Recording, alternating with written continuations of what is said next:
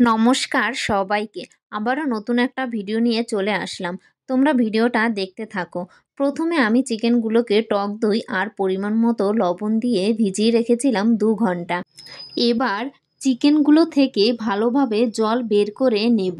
এবার দিয়ে দেব আদা রসুন বাটা আর দিয়ে দেব গোলমরিচের গুঁড়ো, দিয়ে দেবো ডিমের সাদা অংশ।